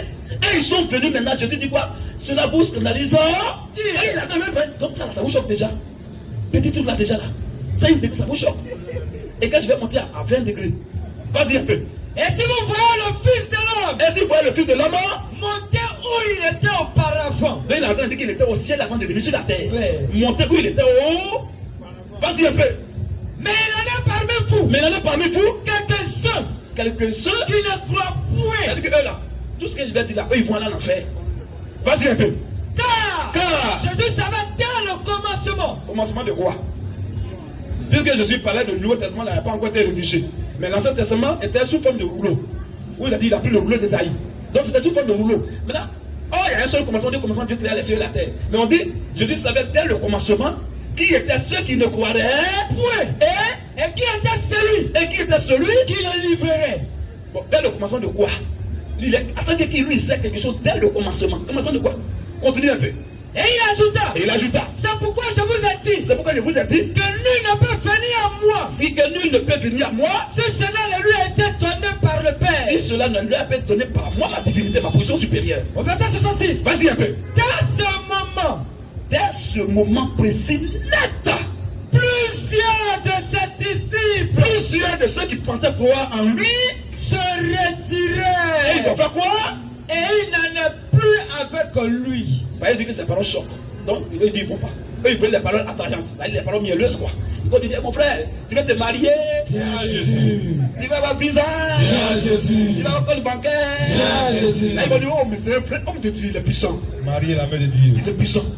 Maintenant, Jésus a commencé à mater. Hier, il avait fabriqué plein. Il a mis plein. Ils sont contents. Ah ouais, c'est un homme de Dieu. Ah, il donne à manger. Quand il est venu, il a commencé à chicoter dans leur compte là. Ils sont allés, ils l'ont abandonné et dit on ne va plus à lui. Ça, c'est quel homme de Dieu qui parle et puis il choque les gens. Jean 10, 19. Frère, c'est bon. Donc voilà. Merci beaucoup. Maintenant, est-ce qu'on insulte des gens ou bien on qualifie des gens? Il faut qu'on fasse une transition avant de passer à ta deuxième question. On n'aboutit pas de question en question. Hein. Parce que comment tu as fait? Bon, il ne va pas rentrer dans ce domaine-là. En tout cas, oui, j'ai compris ce que vous avez dit. Donc, vous n'insultez pas les gens. Donc, c'est une manière de faire approcher les gens vers vous pour pouvoir mieux les enseigner. Si je comprends bien. On peut dire comme ça, on peut dire oui, c'est comme ça. Parce qu'il faut interpeller les gens. Si quelqu'un passe là que tu as dit, il est catholique, tu dis tous les catholiques vont en enfer. Il va marquer pause. Tu vois? Il vient. D'accord. Bon, c'est comme ça, c'est une méthodologie. Bon, maintenant, j'ai dans le livre de l'Apocalypse. Donc, Apocalypse 4, verset 2. Aussitôt je fus ravi en esprit, et voici, il y avait un trône dans le ciel. Et sur ce trône, quelqu'un était assis. Verset 4. Autour du trône, je vis 24 vieillards. Et sur ce trône, 24 autres vieillards assis, revêtus de vêtements blancs. Et sur les têtes, il y avait des couronnes d'or. On saute, verset 10. Les 24 vieillards se prosternèrent devant celui qui était assis sur le trône, et ils adoraient celui qui vit au siècle des siècles, et ils jetèrent leur couronne sur le trône, devant le trône en disant, verset 11, tu es digne, notre Seigneur et notre Dieu, de recevoir la gloire et l'honneur, la puissance, car tu as créé toutes choses, et c'est par ta volonté qu'elles existent et qu'elles ont été créées. Donc là, on est d'accord qu'il s'agit de Dieu, n'est-ce pas? Maintenant, Apocalypse 5, verset 2. Et j'ai vu un ange puissant qui cria d'une voix forte, qui est digne d'ouvrir le livre et d'en rompre les sceaux. Verset 5. Et l'un des vieillards me dit, ne pleure point. Voici le lion de la tribu de Juda, le rejeton de David, a vaincu pour ouvrir le livre et ses 7 sceaux. De ce que je sais, le lion de la tribu de Juda, c'est Jésus. Au verset 6, on nous dit, et je vis au milieu du trône, et des 4 êtres vivants, et au milieu des vieillards, un agneau qui était assis et immolé. Oui. Et il avait 7 couronnes et 7 yeux. Pour lui, c'était là-bas, c'est pas couronne. Il a 7 cornes, pardon. Voilà. 7 cornes et 7 yeux. Et qui sont les 7 yeux. 7 yeux. Mais les 7, il n'y a pas S à la fin. Pourquoi on dit 7 yeux? Tu vois que la liaison est mauvaise. 7 yeux, est-ce qu'il y a S à la fin des 7 là? Bon, on dit 7 yeux. 7 yeux, voilà. Qui sont les 7 esprits de Dieu, envoyés par toute la terre. Il vint et il prit le livre de la main droite de celui qui était assis sur le trône. Ça, c'est le verset 7. Oui. Donc, verset 8. Quand il prit le livre, il eut pris le livre, les 4 êtres vivants et les 24 vieillards se procédaient devant l'agneau, tenant chacun une harpe et les coupes d'or remplies de parfums qui sont les prières des saints. Verset 9. Et il chantait d'un cantique nouveau en disant, tu es digne de prendre le livre, d'en ouvrir les sceaux, car tu as été immolé et tu as racheté pour Dieu par ton sang des hommes de toute tribu, de toute langue, de tout peuple et de toute nation. Tu as fait d'eux un royaume de sacrificateurs pour notre Dieu, et ils régneront sur la terre. Celui qui vaincra héritera ces choses. Je serai son Dieu et il sera mon fils. Je ne comprends pas cette partie. Merci. Quelle partie? En bas là, seulement là? Non, tout le lot, parce que dans ma compréhension, je vois 2 entités. Donc on parle d'abord d'une personne qui est assise sur le trône. Donc là on l'identifie à Dieu. Et on nous dit au milieu de la pièce, il y a un agneau qui était le lion de la tribu de Juda. Et donc on sait que celui-là, d'après les interprétations, c'est Jésus-Christ. Parce que c'est lui qu'on appelle le lion de la tribu de Juda et tout le reste. Donc ça fait 2 personnes différentes dans le même endroit. Alors qu'on nous dit que Jésus est Dieu. Donc je ne comprends pas en fait. Je comprends, on va t'aider. On va t'aider rapidement avec un seul verset. Prends d'abord, prends Zacharie. Toi tu prends Zacharie 3 même, rapidement. Il y a Zacharie 3, verset 1er. Zacharie 3, 1. Oui. Il m'a fait voir Josué. Frère, tu as dit que quand on lit, on a l'impression. C'est toi, hein. Sinon, normalement, le bon français aurait voulu qu'on dise j'ai l'impression. Tu vois, quand tu dis je vois, non, on ne voit pas. Nous, on ne voit pas. C'est que tu vois là. Alors, donc ici, l'agneau qui a été immolé, il y avait quelqu'un qui avait d'abord l'apprendre d'un vie de l'homme. Puis il y a quelqu'un qui était là, aussi sur le trône. C'est ça, non? Donc, même c'est l'impression de voir 3 personnes. Mais ce n'est pas grave. Alors, ton problème, quand on dit Jésus est Dieu, tu dis celui qu'on a vu là-bas, de l'autre côté là, c'est Dieu. Maintenant, l'agneau de Dieu, le lion de la tribu de Juda, ça c'est Jésus. Maintenant, Dieu là, comme tu n'as pas cru, c'est Dieu là, veut dire quoi? Dieu, c'est un sujet de louange. Non, pas sujet. Dieu, il adore qui? Il loue qui? Sujet, ça veut dire personne à qui on fait la louange. Non, c'est mauvais français. Écoute-moi. Quand tu dis sujet, quand tu fais phrase là, on connaît le sujet là, c'est celui qui fait la chose. Mais est-ce que Dieu, il adore qui? Donc le sujet, c'est toi. Maintenant, lui, il est l'objet. Dieu est l'objet d'adoration, l'objet de louange, mais nous sommes les sujets. Amen. On dit les vrais adorateurs, adorons Dieu en esprit. Est-ce que Dieu adore quelqu'un? Question. Et puis il va être sujet. Dieu n'a jamais été sujet. Dieu est l'objet d'adoration. Amen. C'est écrit dans la Bible. Dieu est l'objet d'adoration. Mais c'est nous qui sommes les sujets de l'adoration. Nous on adore Dieu, est-ce que Dieu nous adore? Il va être sujet. C'est Dieu qui a adoré, non? C'est lui qui est l'objet là. L'objet de notre adoration, c'est qui? C'est Dieu. Ou bien? Donc c'est un mauvais français. Si tu étais mon élève là, tu avais moins 20. Claire. Maintenant, oui, moins 1000 même. Claire. Si tu parles encore moins, moins encore. Ouais. Alors, donc c'est comme ça, nos frères. C'est ça. Et ça, c'est pas le côté intellectuel. Ça, pardon, c'est pas le côté spirituel, c'est le côté intellectuel. Tu montes, tu descends. Là, tu ne peux pas aller contre ça. Tu vas monter, tu vas descendre. Si tu vas contre ça, peut-être c'est l'orgueil qui va faire. Mais arrêtez, quand tu vas rentrer chez toi, tu vas voir que tu as pris des bons cours ici de français, niveau élémentaire, donc tu vas même payer un peu. Donc, comme Jésus n'a pas fait de Dieu, il laisse ça. Sinon, si tu vas dans la rue, il est encaissé. C'est ça. Maintenant, on revient. Alors, Dieu n'est pas sujet d'adoration, mais il est l'objet de notre adoration. Qui moi j'adore, c'est Dieu. C'est mon objet d'adoration, c'est Dieu. Très bien. Donc ça, c'est une connexion partielle. Maintenant, si on retient, il dit, il a l'impression de voir deux personnes. Et il dit, premier là on sait que c'est Dieu. Mais l'agneau de Dieu, ou bien l'agneau de Judas, là, c'est Jésus. Alors, vous voyez, vous te demandez, comme tu dis, premier là, c'est Dieu, là. Il dit, Dieu, c'est qui? Dieu te dit quoi? On n'est pas conduit, on va l'aider rapidement pour avancer. Il ne peut pas donner bonne réponse. Alors, Dieu là, c'est un objet d'adoration. Et ceux qui l'adorent sont les sujets. Maintenant, Dieu a forcément, il donne un exemple qu'il donne toujours aux gens. Et même toute la foule connaît ça déjà. Toujours. Voilà un manguier là. Si j'adore ce manguier, il devient mon Dieu. Pourquoi? Parce que mon objet d'adoration, c'est le manguier. Donc, manguier est mon Dieu. Mais si on dit il s'appelle comment, je ne vais pas dire il s'appelle Dieu. Non. Son nom, c'est manguier. Voilà. Donc, Dieu doit forcément avoir un nom. On va te demander, quand tu dis premier là, c'est Dieu là, ça veut dire quoi? Quel est son nom? C'est là qu'il voulait t'emmener. Ben, le même Dieu a dit à Moïse, quand Moïse a dit, mais tu dis que tu m'envoies, tu es Dieu, tu m'envoies. Si je vais là-bas, et puis on me demande, mais Dieu qui t'envoie, quel est son nom? Ah, ça veut dire Dieu a forcément un nom alors. Donc Dieu, voilà. Donc là, quand tu dis celui que tu as vu premier là, c'est Dieu là. Son nom c'est quoi? Oui. Premier que tu avais vu là-bas, tu dis non. Le nom d'Afrique de Judas là, tout le monde sait que c'est Jésus. Ok. Premier que tu as vu là, vieillard là, que tu as vu là-bas là, tu dis c'est Dieu. Dieu là, son nom c'est quoi? Question. Moïse a dit. Ben, Dieu a forcément un nom, hein. Ça, tout le monde le sait. Oui, bien sûr, Dieu a forcément un nom. D'ailleurs, quand il a donné les commandements, dans le premier commandement, il y avait son nom mentionné dedans.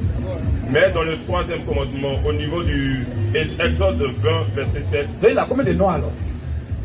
C'est-à-dire, tu dis que dans le deuxième commandement là, il y a son nom et là-bas. Non. Dans les 10 commandements, tu dis il y a son... Voilà, dans les 10 commandements, dans le premier verset, il a dit son nom.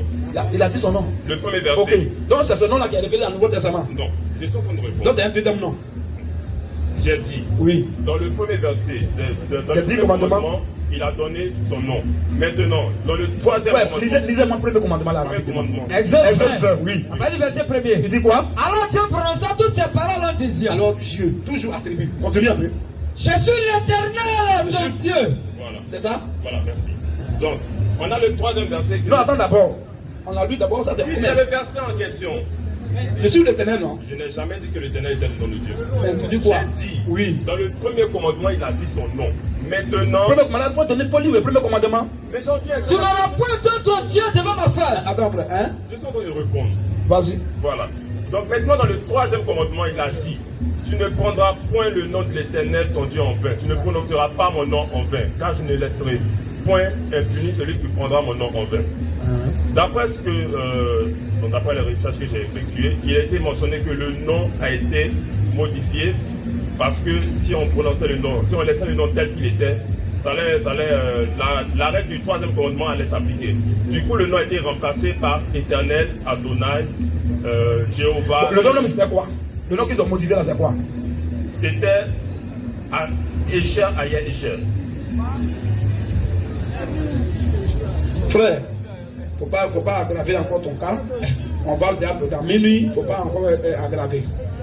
Dans l'Ancien Testament, oui, le nom de Dieu n'a pas été révélé. Ce qui a été révélé dans l'Ancien Testament, c'était les attributs de Dieu.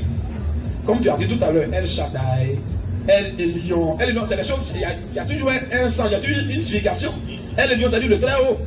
El Shaddai, le Dieu qui pouvoir. Le Dieu, pardon, pas le Dieu qui pouvoir. Le Dieu puissant.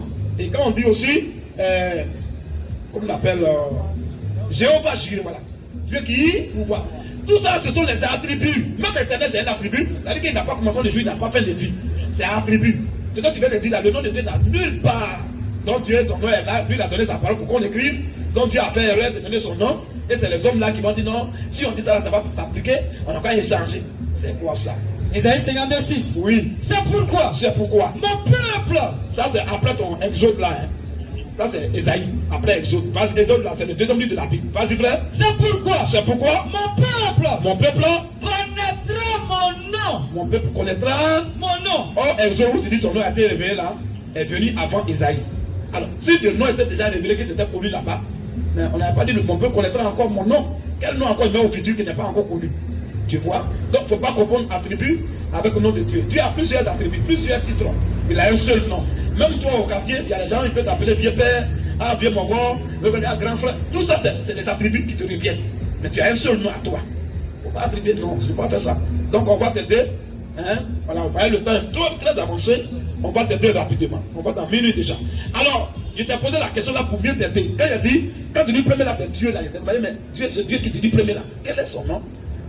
C'était il a demandé. Tu vois. Donc, ce que tu as lu là, frère, ça parle de la même personne. Ça parle du Seigneur Jésus dans plusieurs, c'est-à-dire dans de différentes positions. Dans une autre position, il est l'agneau de Dieu par rapport à l'expiation du péché. L'animal sacrificiel. Agneau de Dieu, on sacrifie un animal. Dans une autre position, il est l'étoile brillante du matin. C'est aussi, ça explique quelque chose. Dans une autre, on dit qu'il est lumière, parce qu'une étoile ne soit pas matin. Donc, on dit qu'il est lumière. Quand on vient dans une autre position, on dit qu'il est le fils de David. Par rapport à son règne millénaire, il va régner 1000 ans. Dans cette position, il est le fils de David. On dit le fils d'Abraham. Pourquoi? Parce que toutes les prophètes de la Bible parlent de lui. Ça complice en lui. Tout cette base-là, il est fils d'Abraham. Tu comprends un peu? L'autre côté, il est le fils de Dieu. Il n'est pas différent de Dieu. Quand on dit fils de Dieu, ça dit quand Dieu prend un corps pour venir sur la terre, on l'appelle, il est dans la position de fils. Donc, tu vois qu'il a plusieurs attributs. Mais c'est le même être. Sinon, on dit, quelqu'un qui était semblable, attends. Quelqu'un, ou bien Dieu, ou bien celui qui était assis. Tout ça, c'est le nom de quelqu'un. Même l'agneau, c'est pas là.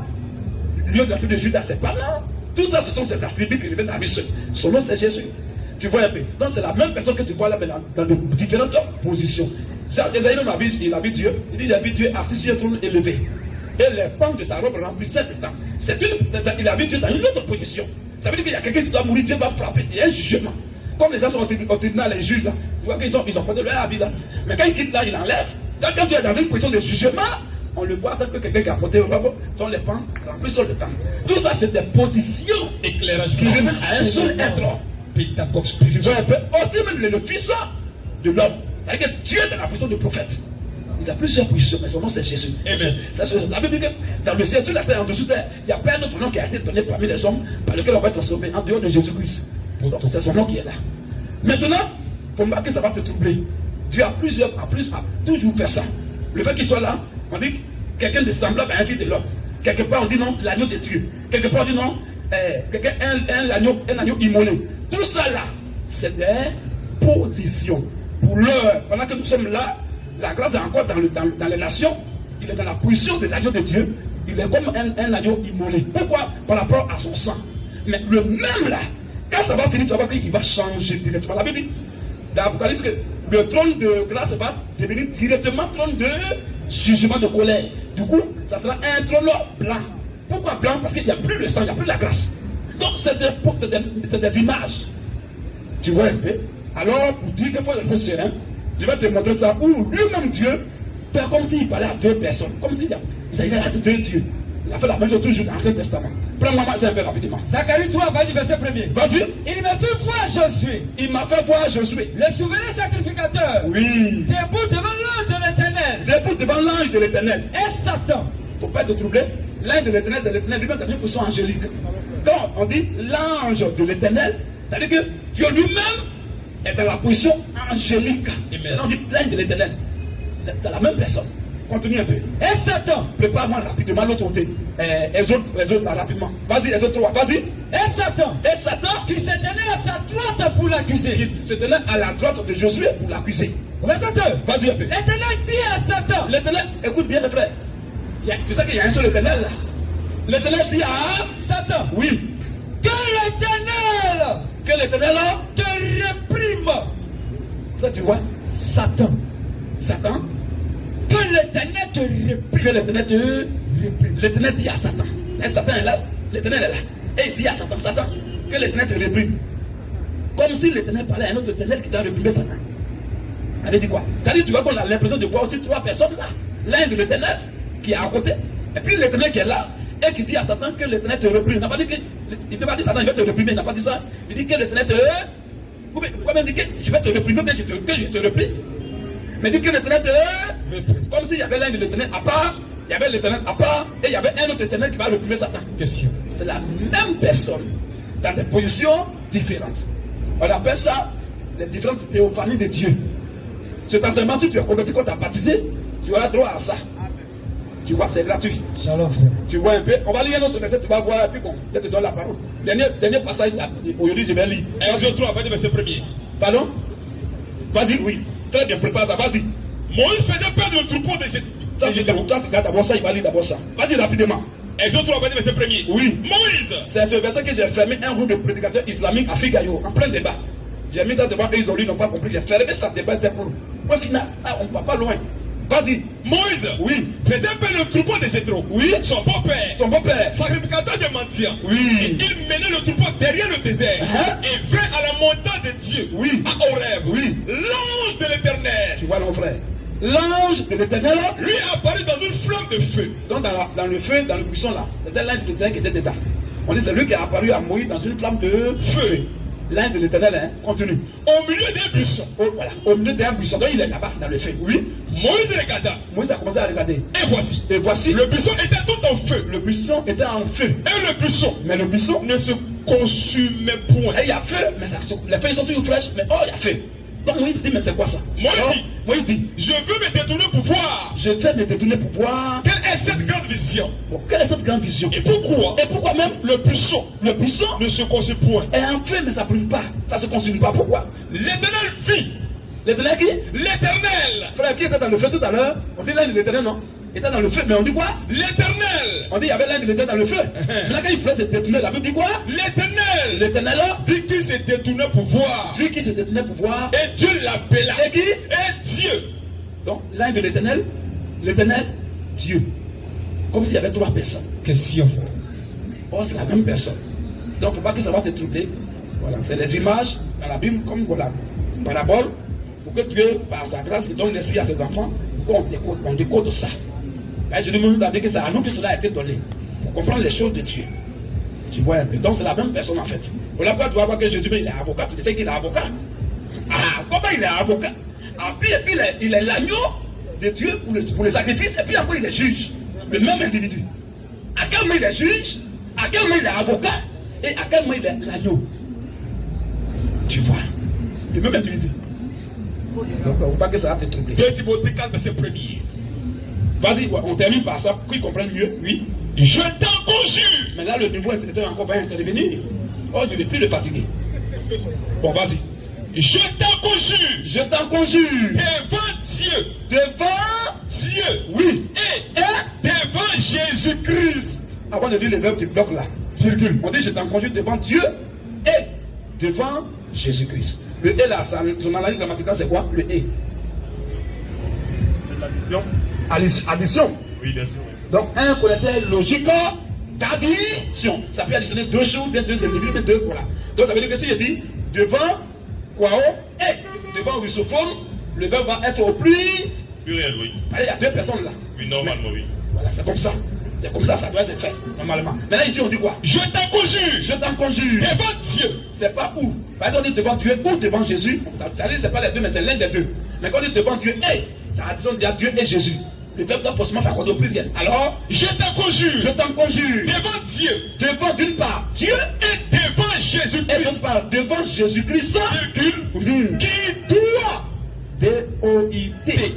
On ne dit pas qu'il doit enfin. 2 Timothée 4, c'est à cause de ça que je t'ai demandé tout à l'heure de Dieu qui était là-bas. Quel était son nom? C'est qu'il était posé ça. Si tu avais compris, tu connaissais le nom de Dieu, tu n'avais pas le différencier de Jésus.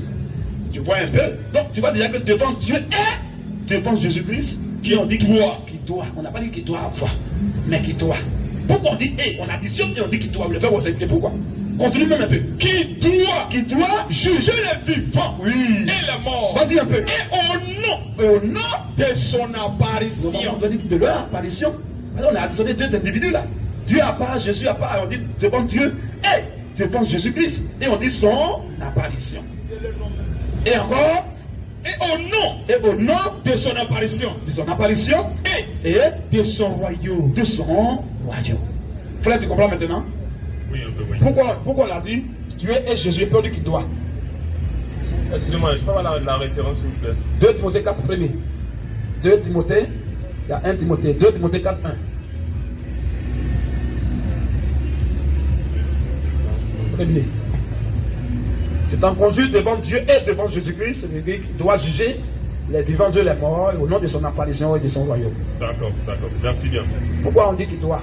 En fait, pourquoi est-ce que j'ai demandé à voir justement, bon, c'est pas pour contredire. En fait, j'ai compris ce que vous avez dit, mais par rapport à ce verset, Et par rapport aux règles grammaticales, lorsqu'il y a 2 virgules dans une phrase, ce qui est dans la virgule peut être supprimé. On est d'accord, hein? Ça, c'est dans la Bible, là. Non, en fait, c'est en français. On est en français. En français, là. Je comprends. Les gens nous ont enseigné souvent beaucoup le faux français à l'école. Hein. Vrai français, là, le langage biblique, c'est vraiment un langage très cohérent. Sinon, en français, souvent, là, il y a des choses, quand il va te dire, tu vas pas, en français, on ne peut pas accepter ça. Pourtant, Dieu accepte ça. Même dans la Bible, même, il a dit, mon père et moi, nous sommes un. Je lui dis, mon père et moi, nous sommes un. Puis quand tu pères en français, sont un. Pourquoi? Oh, tu sais que ça ne peut pas tenir de façon logique humaine. Mais là, ça tient. Alors, devant Dieu et devant l'Église, c'est pas avec des virgules même. Même si on a mis virgule, comment on a dit toi et moi, le verbe va s'accorder. Non, si on peut le cas supprimer, mais toi et moi là, c'est plus bien qui vient. Où je viens t'emmener, c'est pour te dire qu'on a dit devant Dieu, devant Jésus-Christ, le verbe au singulier, pour dire que ça là, c'est pas deux individus. Dieu là, son nom c'est Jésus-Christ. Et c'est lui qui va apparaître. C'est lui qui a dit je viens bientôt. C'est lui qui a dit à Pilate, mon royaume n'est pas de ce monde. C'est lui qui va juger les gens. Tout le monde, les maisons sont au courant, c'est Jésus qui va juger. Tu vois. Donc, devant Dieu, devant Jésus-Christ, qui doit juger. C'est correct. Il n'y a pas de faute, il n'y a pas quelque chose à supprimer là-bas. C'est parce que le nom de Dieu, c'est Jésus-Christ. Ils ne sont pas deux. C'est encore pour t'aider à comprendre la question que tu as posée là-bas. Pourquoi tu es en train de voir deux personnes là? Ça veut dire que c'est la même personne en fait. On va s'arrêter là, frère. On ne donne pas tout, il a déjà mangé beaucoup. Ouais. Hein? Tu vois un peu, non? Ou bien, vas-y, termine. Et je sais, frère. Oui. Nous savons aussi Oui. que le Fils de Dieu est venu. On sait que le Fils de Dieu, voilà, tu vois un peu, quand tu as dit Fils de Dieu, ça veut dire quoi, non? C'est une position. Quand Dieu se fait homme, vas-y, frère. Et qui nous a donné l'intelligence Oui. pour connaître le véritable. Ah, donc ça veut dire que pour connaître le véritable Dieu, il faut avoir l'intelligence venant de Dieu. Il y a un peu qui ne peut pas comprendre qui est Dieu. Si Dieu t'a pas ouvert l'esprit, alors. Et nous sommes dans le véritable. Et nous, les chrétiens, nous sommes dans le véritable. En son Fils Jésus-Christ. En son Fils Jésus-Christ. C'est lui, Jésus-Christ là. Qui est le Dieu véritable. Pas de Dieu. C'est lui qui est le Dieu véritable. Et la vie éternelle.